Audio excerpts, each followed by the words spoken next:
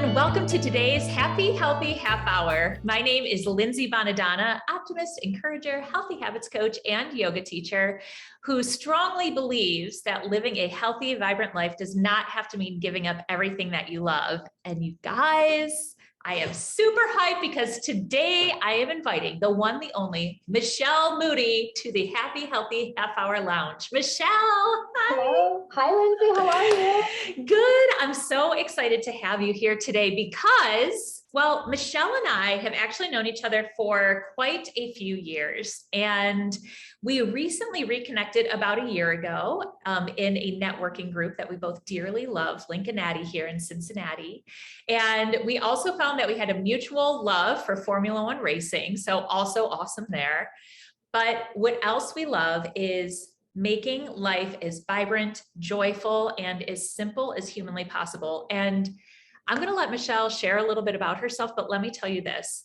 When I hear what Michelle does in a day, I am literally like, how do you do this all? And how are you in one piece and actually really happy and joyful? So I asked her that question at breakfast. How do you do this all? And that's what we're going to be talking about today. So Michelle, get started, impart your wisdom, tell us a little bit about you, and yeah, let's go. I'm excited. Thank you. Yeah. So I'm going to tell you, if you think you're too busy, how to find some time to do the things that you love. So first, we talk about like what's on our plates, right? And so here's what's on my plate, just to let you get to know me a little bit better. I am a boy mom. That's me and my men, my 16 and 13-year-old sons, and my husband of 22 years.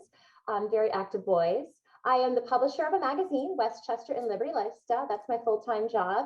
I love to sing in my church praise band. I have a positivity blog called Glass Half Full Mindset. And then I love to volunteer and give back in the community. That at the bottom, that's just a bunch of the organizations that I sit on the board for or help with the marketing for. So I'm currently the chair of the board for the Westchester Chamber. So a lot of organizations that are close and dear to my heart where I spend time and give back. So I have a lot on my plate, but I don't feel overwhelmed. And I'm going to tell you why. How? Yes, please share. Yes. First of all, two books that you must read, must get, must see, and they are night and day, but cover the same topic in a different ways. The first is The Hands-Free Mama by Rachel Macy Stafford. It's a guide to putting down the phone, burning the to-do list, and letting go of perfection to grasp what really matters. It's all about focusing on your relationships and prioritizing the loved ones in your life and teaching you how to do that. And on the flip side is Eat That Frog by Brian Tracy. And it's a prioritization book, really talking more about work in particular. So these two books go hand in hand and really help you refocus and reprioritize. And I'm going to quote from these books occasionally here today too. But then a lot of what I'm going to share is just my own life and living, and yes. Yeah. And I have not heard of either of those books. And I will tell you what, like The Hands-Free Mama just sounds super nourishing, because I think something that's really challenging, Michelle, it's like in theory, right? Like we all know that we have a lot going on. We know that we need things to feel better because maybe we're stressed out or running from place to place, but like the practical application of like getting to that nourishing sweet spot where you're doing things that you love and it's filled with ease and you don't feel like you're going to rip your hair out is like, yeah, I'm just excited. It's great. It's very short, digestible chapters with little mini homework assignments to make big changes. And it literally is a life changer. I read it about 12 years ago and changed everything. Good one. So the realization so when do we realize that we don't have the right balance in our lives, right? Normally there's something that happens, but a lot of it is that living in that someday moment. That's what I call it. And so maybe you say, oh, you know what? Well, when the kids are in school, I'll have time for that. Or, well, when the kids go to college, I'll have time for that. Or when I'm retired, I'll have time for that. And we kind of put these things off to this imaginary time in the future when we think things will be different. And so we live in the someday instead of the now. And it's really no place to live. One, there's no promise of tomorrow, but why not do the things we love now? Why wait for this imaginary deadline when you think all of a sudden they're going to have free time? Find that free time now. And so a quote from my mama, she was really busy, crazy busy woman, and this kind of self-realization. She's like, how do I do it all? I miss out on life. That's how I do it all. I miss out on what truly matters, and what I miss, I can never get back. Some days nowhere to live your life. Kind of a really like, oh, gut-wrenching, hard-hitting thought, right? We don't want to think that we're missing out on life, and that's how we're doing it all. So. Oh my gosh, this totally, like, that gave me like instant goosebumps, because I mean, I know I fall into that trap, especially when it like comes to like work stuff. Like I remember being in this mentality of like, I would deprioritize things that I found really nourishing, like writing or journaling or like working in a planner or doing something or like being creative. And I'd be like, when I get these things done on my list, then I'll get to that. Cause these are like nice things to do instead of necessary things to do, like everything else. And I've realized that actually flip-flopping them is really powerful, and we still like everything's okay. Like we don't miss out on like the big like big work stuff by prioritizing our life, like somehow prioritizing life, relationships. It's like we create more time for everything else. It's amazing. Yes, yes, exactly. Yes. So, what do you wish you had more time to do? This is a question to ask Mm, yourself, but what I hear a lot, most of us hopefully are good at making time for work and relationships. And if not, those two books will definitely help you a little bit with that. But because, but the things that we tend to put on the back burner, like you said, maybe it's journaling. A lot of people say they wish they had more time to work out, to read, to do their mm, favorite hobby. Maybe that's knitting or puzzling or scrapbooking, right? And so those hobbies, those things that we actually find most personally fulfilling outside of our relationships are often the things that we save for someday and that we wish we had more time to do. So that's really what I'm going to focus yes. on showing you today, how you can work those things into your schedule. And so first, what comes before any of this is stuff that we cannot begin to cover in this session. It's the type of thing you should really work one-on-one with a professional like Lindsay to really do. And it's about self-assessment, finding out how you're spending your time, prioritization, realizing what are your priorities, and then goal setting based on that. That is not a quick fix exercise. That's something that takes some diving into and a third-party perspective as well. So we're going to kind of pretend like you've done that, and now we're ready for what comes next. So ride with me on that journey, okay? So the next step then is simplification. And the most powerful word in simplification is no. Yes. No is a shirt. And I always threaten that I'm going to wear it to my board meetings. And then I love it. somebody like volunteers me that, oh, Michelle would be perfect for that, chairing that committee or running that thing. I'm just going to like point to the shirt and say my answer is no. Like, But I don't need to, because I've gotten really good at saying no.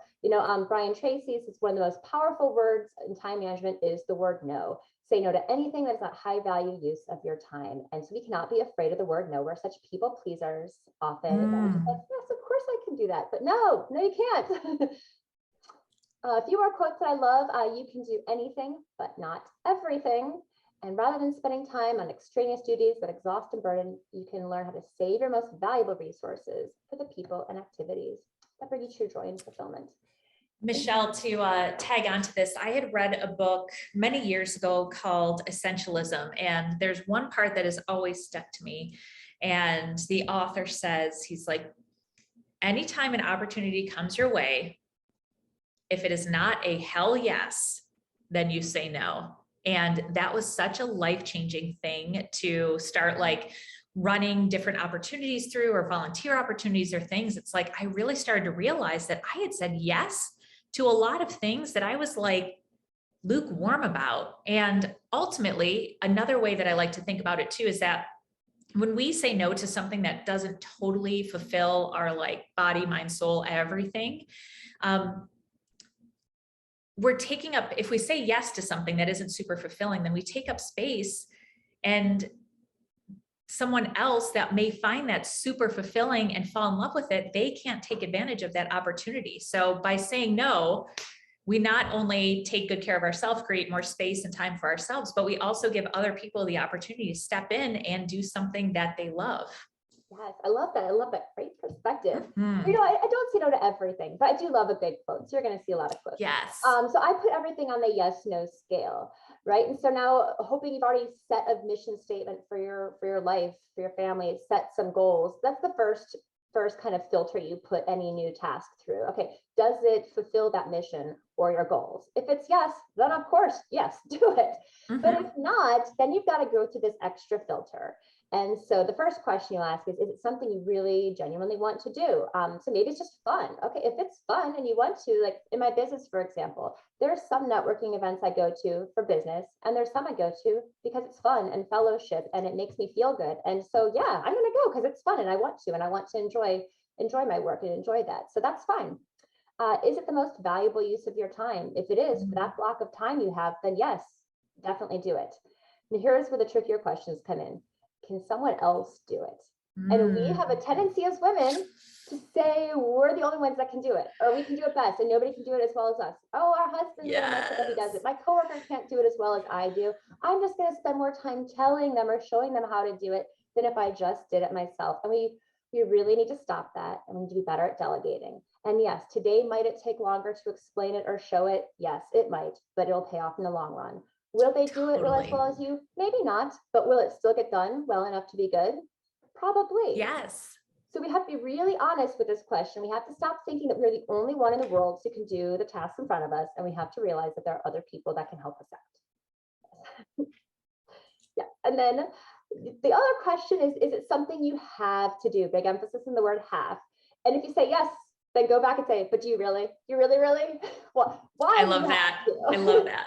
Do you really? So most of the times, if you really go back and say, but really, and then you have to explain why you have to, there's some kind of hole in there. And no, you don't really have to. And if not, is it something you can change, right? We used to have at my old company policies and things we had to do.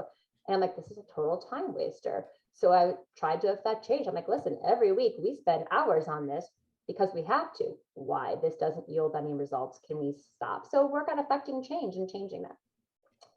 And then the last thing, so not everything is a clear black and white, right? Especially when it comes to family stuff, right? Maybe you've got like, oh, that uncle that was going to probably ruin Christmas dinner if you invite him. And do I have to invite him? Yes or no? Not everything has a clear yes, no scale. And so with those, I say go to a trusted advisor, friend, family member, confidant, somebody that you can bounce that off. It's not always just a clear cut, easy yes, no.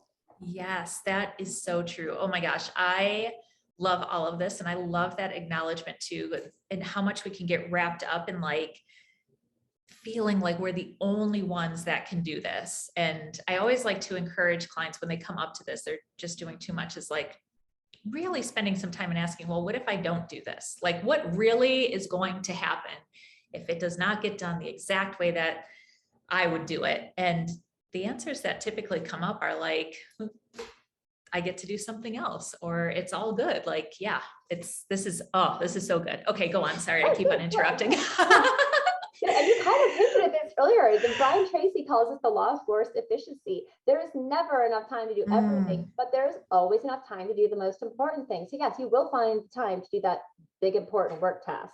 Yes, so it's gonna all work out. And so this is my favorite thing ever to share are my Michelle Moody's tips to multitasking. I love this. What I love to say is women in particular love to wear their multitasking like a badge of honor. And they love to like proudly proclaim like, I am a great multitasker. And I normally say, maybe you shouldn't brag about that, right? Because if you're doing it too much, then you're probably doing it too much. So there is a do's and don'ts and when's and when not to's of multitasking. And I'm going to kind of show you that. And so I can proudly declare that I am a great multitasker because I know when not to multitask. I'm excited to see this, to see where I land. I feel like I've definitely gotten much better of just like one thing at a time and really asking myself, like, what is the most important thing I need to accomplish today? And always trying to prioritize family and loved ones and stuff. But I'm curious to see how I feel after you go through this. Yes, and this is a lot about working those other little things in, right? Again, this is a lot of these aren't going to touch on the big work and relationships. These are going to touch on those all others, the hobbies, the working out, the reading, a lot of reading. All right, yes. So first of all, when not to multitask, we have to set some ground rules. First of all, when both activities require focus, right? If both things need 100% of your focus, then why would you try to do them both at the same time? It will either take twice as long or else they're not going to be done well or right. So don't. If they both require focus, do one thing at a time and give it your all. Yes, that's great. Hard. So true. Yes. When it involves a loved one, never, ever, ever multitask with people if you like them or love them. Really don't multitask with anybody. It's rude, right? But you know, the hands-free mama goes a lot into this. Living hands-free making a conscious decision to be focused and there and in the moment with that person that you're with. So please make it a rule to never multitask with a loved one. Don't multitask when it's rude. There is nothing worse than when you're in a meeting and someone's checking their wristwatch, right? Their iWatch or, or their phone the entire time, all right? Or if they're sitting in a conference call and they're on their phone. And so it goes back to that person should have put that meeting through the filter. If that meeting was important enough to be at, then they need to be present for that. If not, they shouldn't be there. And there's the occasional exception, right? Like earlier this week, my son, I knew it was like he's possibly his bus driver keeps calling off, and there's going to be a possibility that his bus driver is going to call off, and I was going to have to figure this out right in the middle of a meeting. So I let the person know at the start of the meeting, like, listen, I never keep my phone and I never do this, but there's a chance that I could have like a major like transportation issue. So if it rings, I do have to look at it, and I'm so sorry. That's better to do that and be open and let them know than to be just checking constantly and then just thinking that you're not engaged or that you don't care or that their time's not important. I love that. And to add on to that too, something, because it's funny to see like what a muscle memory that many of us have developed for like reaching our phone. Like if there's nothing going on, it's like, let me look at my phone. So I've started to like put my phone either in another room, in a bag. So it's like not even around me. So I can just definitely be full focus on something, because it is so hard. And I love what you said too, Michelle, about just letting the person know if you do have a potential emergency that may pop up, letting them know ahead of time. Like that's just a good human thing to do. Like, my goodness. Let's all be better, nicer people too. Yes. So here's some opportunities to multitask at work. So first of all, conference calls and Zooms, right? When you're on them, do not check emails. This goes back to that filter. An email takes your full attention. If the conference call or Zoom is worth your time, it takes your full attention. So if you have the time or capacity to focus on emails, then you shouldn't be on the call, that it should not have passed your filter of you having to be there. They both take too much attention. Don't do it. Don't make your to-do list, shop online, check social media. Again, if that call is important enough for you to be there, then be there. But what you can do, if your camera's not being shared, you can get up, you can walk around, you can pace, you can be on I've got this tiny little step thing. It's not the whole big elliptical, it's like a $20 version of it. Yeah. Get there in step one on the call if we're not sharing cameras. So I can still be a little physically active. Or I can clean my desk. That takes no actual focus. You're just kind of moving, organizing, dusting. So you can find little tasks to do if you're on a conference call that can do some multitasking, but don't really take any mental focus. I love that. I flipping love that so much, because how many times do we like, we're on a call or something like that, and then you can notice that like people are tuning out or not present. It's like, well, then why are you even here? Like, oh my gosh, this is so good. Okay, go on. In your car. So I used to spend a lot of time commuting in my old job, like about an hour and a half a day. And so one, of course, don't text, don't take any kind of really important call, something where you have to focus or take notes. And then please, after years of driving down I-75, if it's more than just putting on lipstick at a red light, don't do it. I have seen women applying mascara while driving on 75, not stop driving, curling their hair on the freeway. Like just don't do it. Don't do it. Oh my gosh, yes. Do that at home. But catch up on phone calls. So my commute, I didn't enjoy it, but it was the best time to reconnect with friends. Or I darn well called my mom at least once or twice a week when I used to commute. So it's a great time to connect either personally or professionally. If I have a trip more than 5-10 minutes, I'll quickly call a team member, just check in. How's it going this week? How are you doing? Make a couple, use that time. Hopefully you all have a good hands-free system. Yes. Listen to podcasts or audiobooks. I used to always say that I didn't have time for our monthly book club because I didn't make the time to sit down and read the book. But now that I download the book to my phone, if I'm in the car more than 5 minutes, I'm listening to some of the book. As long as it's not a super hard one to jump in and out of. We normally pick something a little bit lighter. You can even just 5 minutes at a time, and you'll find that you have time to listen to your book or your podcast and making use of that. It doesn't have to be a long trip, an hour and a half drive to make use of that car time. I absolutely love that. Listening to podcasts and audiobooks has totally changed my life, because I feel like it's such a great way too to just kind of like crowd in some goodness, potentially some learning, or even some humor, or something that just like, I don't know, it's very nourishing to do. I feel like it turns that kind of can be very boring car drive into something that like really nourishes your soul and body in a great way. Yes. I used to always say I didn't have the time to read the Bible cover to cover. And so I got the Bible on my app and I listened to it in the course of a year. And I listened to the whole thing. That's a great idea. That's a great idea. Yeah, at the very least, listen to some music that you find uplifting. And just one other little tip, at red lights is a great time to do some Kegel exercises. Yes. Pelvic floor health, people. Pelvic floor health. Yes. You can also do that on conference calls. You can do them anytime. Yes. I can do them right now. Yes, I know. I was just thinking that. That's all I'll say about that. Next slide. So our pets are our loved ones, but they are not loved ones that have any clue whether or not we are multitasking with them. So I will put a little asterisk on that. Don't multitask with loved ones, say, unless it's your pet, because they just don't know, right? So I do multitask with my dog. So when taking your dog for a walk can be a great multitasking time. One, don't forget your poop bags. But do grab a friend, spouse, child, somebody else. Oh, I love it's a that. great time to connect. I ended up becoming incredibly close with one of my neighbors before she moved away, because 3 or 4 times a week we would go on walks together. So it was a really great connection time. Love that. Make phone calls is another great time to reconnect over the phone, either whether it's work or personal. Again, listening to podcasts, audiobooks, perfect time for that. Or just take some nice, quiet, silent time, pray, meditate, just enjoy silence, enjoy beauty and nature, and just be at peace. And yeah. Absolutely love that. Okay, so your TV does not deserve your undivided attention. I love TV. It is my escape. It is how I decompress at the end of a long day. I love dramas. I love comedies. I love it all, right?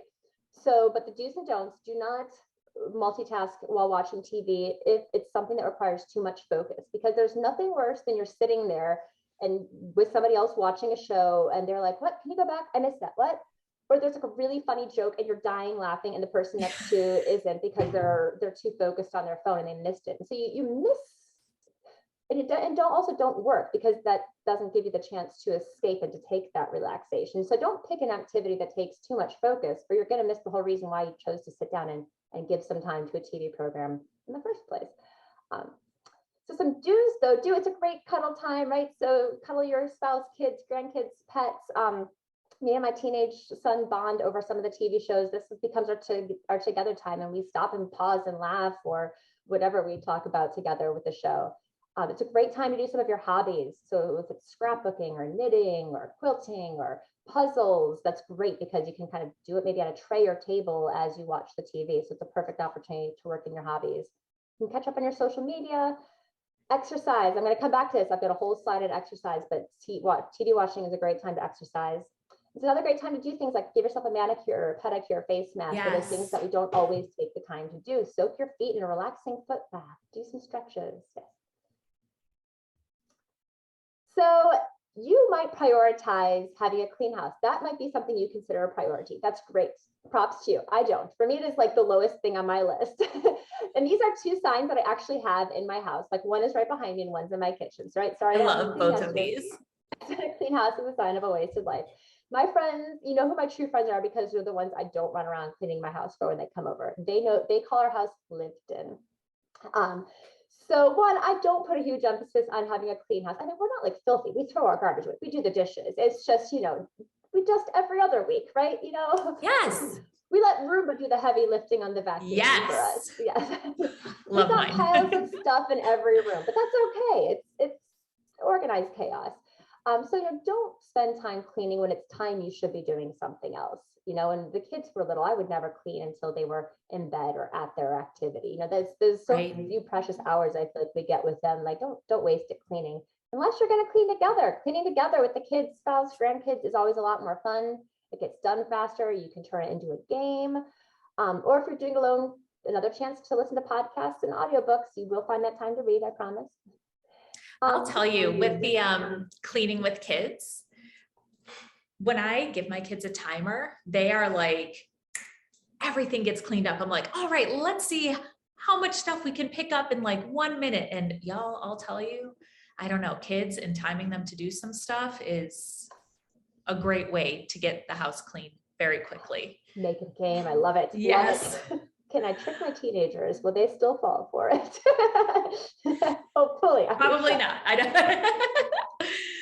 Other chances to multitask, we spend a lot of time waiting these days, waiting in lines, waiting in this, and it's okay to just wait. And again, you can just be quiet, pray, meditate, enjoy the time. Or if you have to be doing something, run one, don't talk on the phone. Nobody wants to overhear a conversation in the store, but it's a great chance to catch up on texts, clean out your personal email box, catch up on social media, or maybe you've got like a silly little game you like to play. I've got this little 1-minute game that I like to play, but it's only 1 minute and you can pause it so it never interrupts life. You will never hear me say, hold on in a minute after this game, like my kids say, because I picked a 1-minute game that has a pause feature. So if I'm That's awesome. What game is that, Michelle? It's called Disney Emoji Blitz. It's very I love that game. Yes. I love it. Because you earn Disney emojis and I love Disney. So me too. And the emojis are so cute. Oh, I absolutely love that. Yes. And I love that it has a pause feature. Okay, so this is my favorite thing in the entire world, right? So creative ways to squeeze in a workout. This always cracks people up, especially like if I go to a conference and I have a roommate. I'm like, just let you know, I've got some weird workout routines, right? So first of all, do not do anything where you could possibly slip. A lot of these recommendations are done in a bathroom, because we spend a lot of time as women in the bathroom. So if you're doing it there, make sure the floor is dry, that you have a non-slip surface or shoes, something. Be safe. Safety first. Same thing goes for like, do not start any new health or exercise routine if you have any health concerns or don't have to consult with a doctor. So those are little caveats. But once we pass all those tests, so I have an electric toothbrush. They're the greatest things ever. If you don't have one, get one. They have like 2-minute timer and they do all the work. You just move it and it does all the work. Perfect time to go sit against the wall and do some wall squats, right? It's about a 2-minute wall squat, 2-minute toothbrush. Your thighs will be burning, but you'll be thankful if you do this every day, twice a day. You're going to have thighs of steel, right? Or some simple plies. Plies are another great inner thigh workout that don't take a lot of movement. So almost all these exercises, your feet stay planted because I don't want you moving around in the bathroom. I love that. Yeah. So while you wait for the shower to warm up, so it normally takes anywhere from 2 to maybe 5 minutes for the shower to get warm. And so what do? We stand there and we like every 30 seconds, is it warm now? Yes, yeah. Yes. And we watch the shower, like us watching it's going to make it happen faster, right? So tomorrow, when you take your shower, or tonight, go, if you've got a bathtub or something, go do some tricep dips. You can Google all these exercises, look up YouTube videos, but tricep dips against like a bathtub or something are perfect. Do a set or two and the water will be warm and you'll have just not wasted times and you'll get some killer triceps. Awesome. When you blow dry your hair, so when I blow dry my hair, which I didn't today, so I hit that to here, it takes like 20 minutes. So I've got a lot of time. So this is a great time to do like side crunches, lunges, but not the type where you're lunging forward, the type where you've already planted your foot and you're kind of up and down squatting. Squats, plies. So there's some really great leg exercises you can do while your hands are busy, your legs can be busy doing something else and it shouldn't take too much focus. And while you watch TV, this is one of my favorite times to work out. I've set some pretty aggressive fitness goals the last 2 years. I know I got a little crazy. I really like sit-ups. And so each of the last 2 years, I set a goal of 100,000 crunches a year. And how I did that is by sitting. And you did that. You hit that goal both years, correct? Yes. I cut it down to 50,000 this time, and 50,000 is good. But because that's about 300 crunches a night, which is a big place to start. So don't start with 20 a night, right? But if you sit down on the floor when you go to watch TV instead of sitting on the couch, well, one, you're less likely to eat and snack and munch and stuff. But you do something with that time. So sit on the floor and do some stretches, do some sit-ups, do some leg lifts. There's some great leg lift exercises you can do sitting or laying down on your side. Keep some light 5-10 pound weights nearby. Those are easy to find. Again, they were all stood out for a while, but they're back. And do some light weightlifting. If you've got a treadmill, elliptical, again, do that. Again, the TV does not deserve your undivided attention, so use that time. So if you sit there and you do a little mini workout, instead of going to the snack pool, you'll feel so much better at the end of the night. I love it. I love it. Yeah, when cooking, I love to pace. Like instead of just standing there, waiting for the water to boil or watching this chicken saute, I start pacing around my island and get some steps in, letting my Fitbit ramp up, and then getting to the gym. So first of all, try to make plans to go with somebody else, or you're likely to cancel. So I hadn't been to my gym in a while, and then I started making a plan maybe 2 months ago with some friends. We spin every Friday morning at 6 o'clock, and I go there every Friday morning at 6 o'clock because 2 friends are expecting me to be there. So I go there and we save bikes for each other and we have fun, and I don't want to miss it. It's become fun. And now I have accountability partners too. So try to have that does really make a difference. I started working with a personal trainer and just having that dedicated time too. Like, again, it's that accountability partner. You're not only showing up for yourself, but showing up for someone else. It's like, oh yes, I have to do this. It adds like kind of another layer of like responsibility on there that we're more inclined to engage with. Yes, your health, it is important. So treat it like a meeting. Treat it as important. Yes. Put it on your calendar, mark it, stick to it. Would you cancel a client meeting? No. So should you cancel your workout? No. Yes. Do you have time for a 2-minute story, or are we out of time? I don't know. Oh yes, there will be time. I just want to echo on that too, with adding a calendar appointment for yourself. That is something that I've started doing, and I have clients that do it. It really does make a difference. But the key is, it is like non-negotiable. Like that is priority time, and not moving it around to like squeeze something else in. Because at the end of the day, if we're not prioritizing ourselves, we're not going to be able to show up the way that we want to in the world for other people and just in general in life. So I love that. And I love some of those tips and tricks too, because it's like nice little fun size ways to add in exercise to something that you're already doing regularly. That doesn't feel like one more thing. That's absolutely brilliant, Michelle. I love it. Okay. When your mind's focused on something else, you kind of forget that you're working out. Yeah, totally. The time goes so much faster. Okay, and those little things definitely add up as well. I mean, it's like even just doing, 2 to 5 wall push-ups, if you do them consistently, like not only will it grow the habit, but also, I mean, it does, like, the results happen. It's incredible. It's funny. I didn't put push-ups anywhere in there because I don't like push-ups, but you should do push-ups on the TV too. Oh yeah, I know. I'm the same way. That's funny. So I'm going to tell a quick story. So it's about 10 years ago, and my mom, it was like 3 months before my birthday. And my mom's like, Michelle, what do you want for your birthday? And I remember we were sitting at McDonald's, my kids are running around the play area. I was losing my mind. I'm like, I want time, Mom. I want more time. And I just sarcastic, flippant answer, right? Yeah. So flash forward 3 months, it's my birthday. My mom's got this box and she's like, do you remember what you asked for your birthday? I'm like, I don't remember what I had for breakfast today. No, Mom.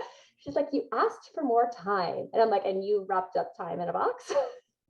She's like, yes, I did. My mom is brilliant. So my mom bought me this wasn't in the box, it got delivered the next day, but a basement freezer, one of those kind of like lift up separate freezers. And she got me a box that had a cookbook and a bunch of Ziploc bags. And the cookbook was the freezer method of cooking.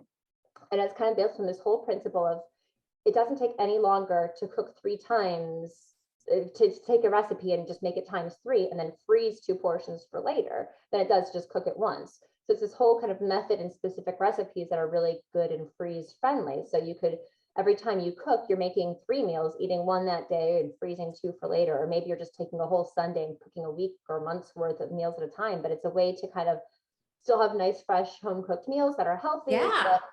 Lessen the work. And it was the best birthday present ever. My mom found a way how to give me time for my birthday. So that's incredible. I think too, what you just said made me think of, oftentimes there are things that we think will take a whole lot more time than they actually do. So we'll either avoid doing them or do something in a really inefficient way instead of just trying things out and kind of optimizing in the way that you were saying. That's really fascinating. I've been experimenting with like meal prep and things like that more and more, but it's challenging because I am a fly by the seat of my pants type eater for sure. It takes a little more planning.